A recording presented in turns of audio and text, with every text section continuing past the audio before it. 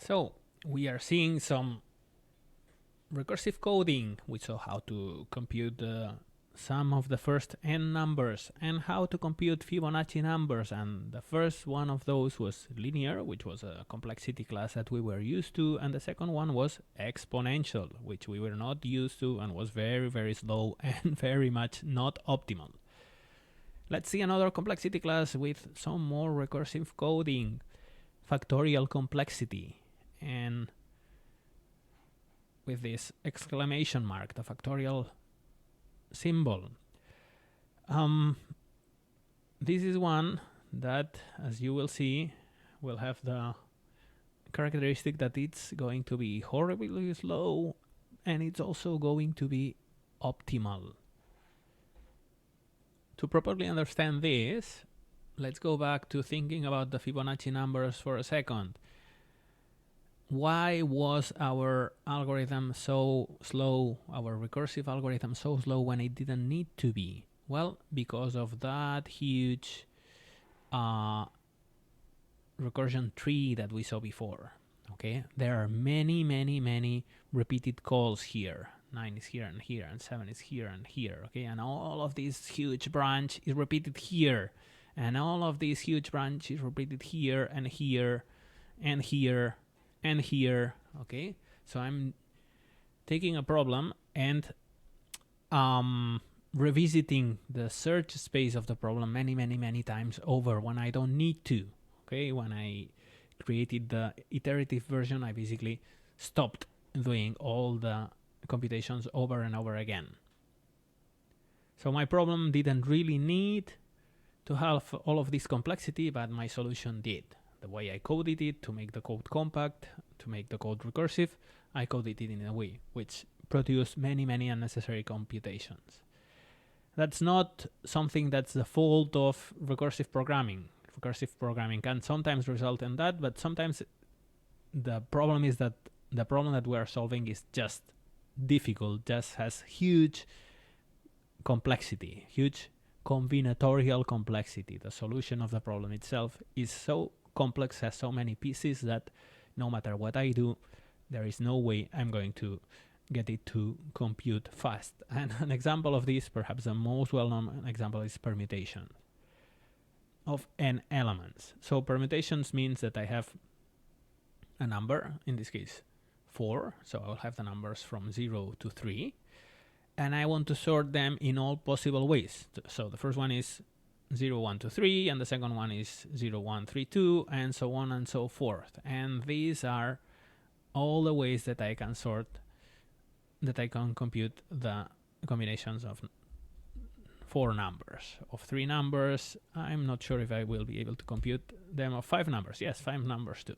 Okay, many of them. What about 6 numbers? Can I get the permutation of 6 numbers? Yes, there are many of them. Okay, so how many permutations are there? Well, there are n factorial, so 1 times 2 times 3 times 4 times n. That's a lot of elements, which means that my problem itself, the solution to my problem itself, is very combinatorially complex. It has lots and lots of solutions. So no matter what I do, and I can code this algorithm using recursion, for example. Okay, so I'm going to consider a list of numbers, and if that list has only length 1, I'm just going to return it as a list of all the possible permutations. And if not, what I'm going to do is that I'm going to create a list with the permutations of all the elements, and then I'm going to append one of the elements to the list. Okay, so I'm going to consider, when I have a list of n elements, I'm going to single out one of them. I'm going to compute the permutations of all the other elements, and I'm going to then put the element that I have singled out in every possible position for this result. Let's look at this way. Let's say I have the permutations from sorry, let's do this, and then let's just run it. I have the permutation of the first 3 numbers. If I now want the permutations of all the 4 numbers, I need to add number 3 here and here and here, and then here and here and here and here, and so on and so forth. So I had 0, 1, 2. Sorry again. And now I have 0, 1, 2, 3. And here I have 0, 1, 2, and the 3 I have put it here. And here I have, let's see, 0, 1, 2, and the 3 I have put it in the first position. So I had the 0, 1, 2 permutation and then added 3 in all possible positions. Okay, so that's the strategy that I'm going to follow here. I'm going to consider all the elements in my list and do exactly that. Append one of the elements that I have singled out into all possible results for all the possible permutations. Okay, this one is a little bit more difficult, but get working on it, see that it works, understand it. Okay, but the idea is that I compute the permutations of the elements of a list with length 1 less that I'm doing, and then I'm putting the remaining element in all possible positions. Okay, recursive call, because I have made this a list of all the elements, but my current element, this is decreasing the parameters. The list is one element shorter. Okay, and then that makes me advance to my base case where my the length of my list is just 1. Okay, and then building the result of this call from the result of the recursive calls is a little bit trickier. In this case, I have to append the element that I singled out in every possible position. Okay, so this is recursive permutation. I can print the both of them. And my point here is that no matter if I do it, so I have the result of the Python version and I have my recursive version, and they are the same. You can check it. And what I see is that in both cases, no matter if I do it recursively or iteratively, it's going to take a long time because the thing is just slow. Okay. Let me wrap this up by comparing the time it takes to compute these permutations. Okay. From in the Python version, not even in my recursive version. Okay. So Python version, which is probably faster because it might be optimized, with the time it took to compute recursive Fibonacci. Okay, and let's see the plot.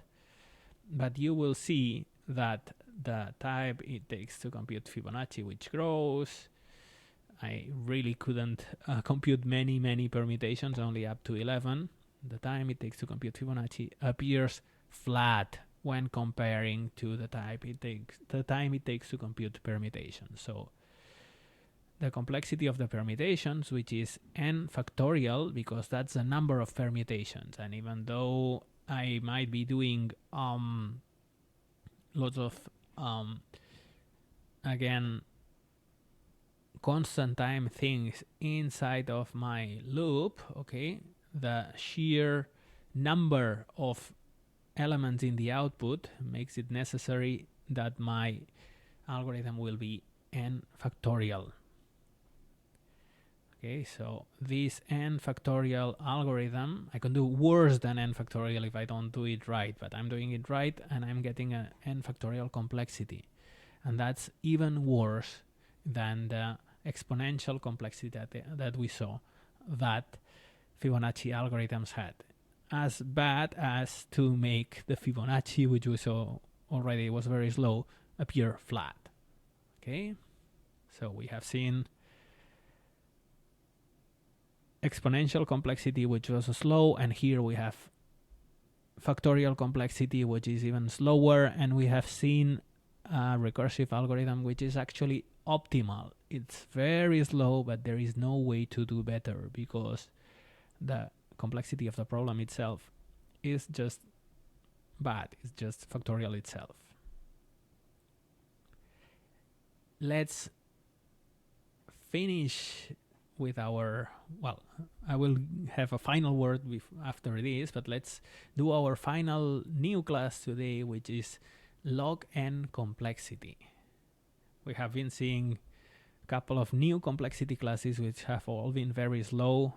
The news don't always need to be bad. There can be complexity classes that are actually faster than what we have seen before. And let's see an example.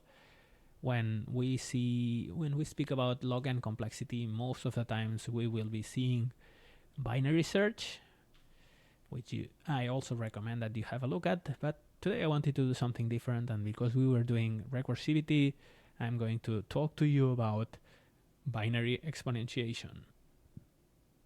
Basically,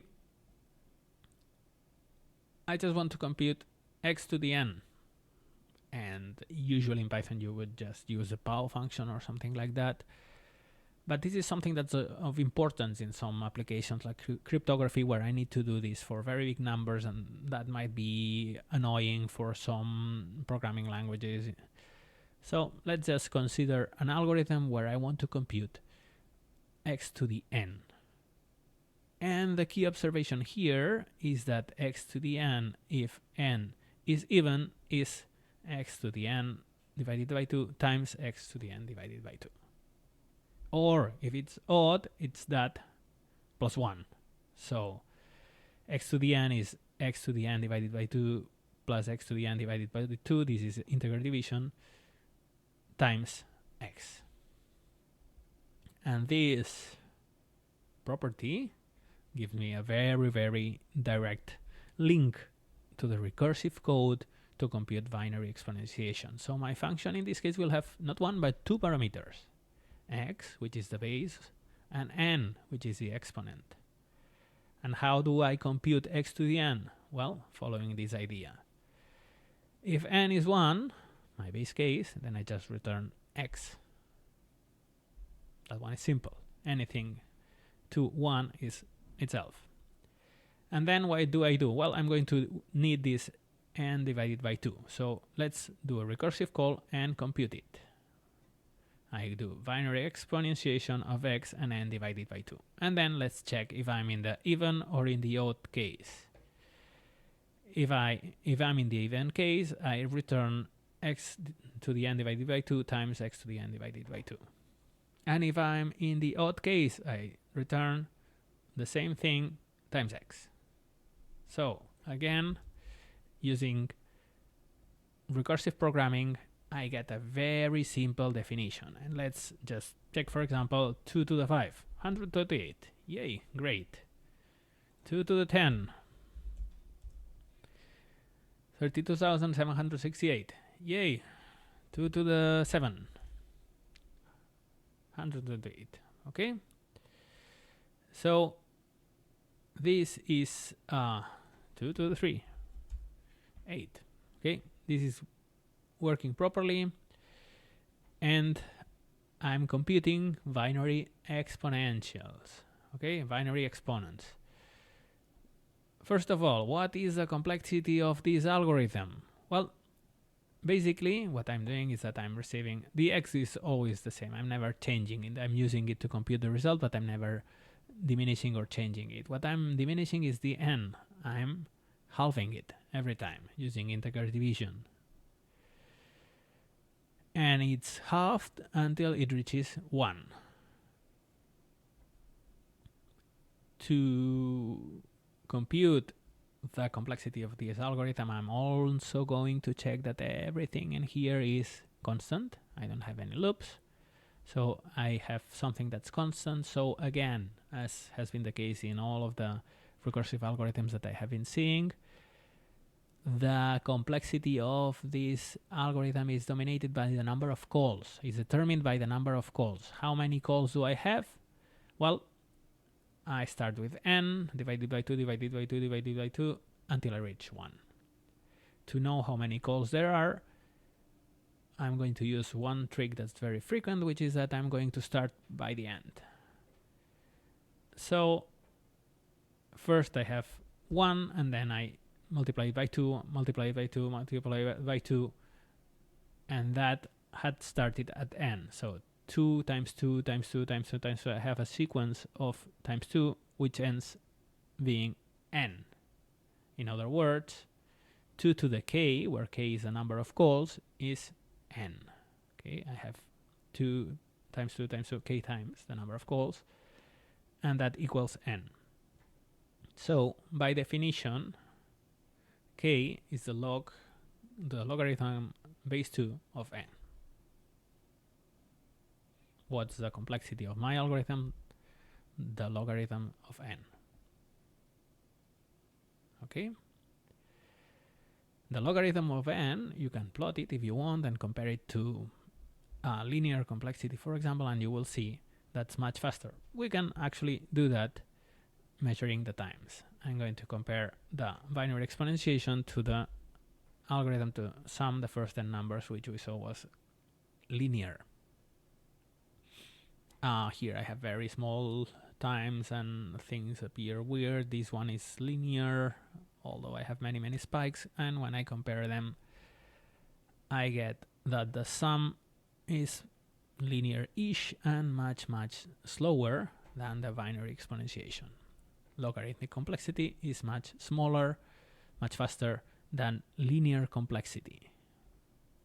And let's just end up this session by saying that I had seen constant complexity and linear complexity, and here I would have quadratic complexity too.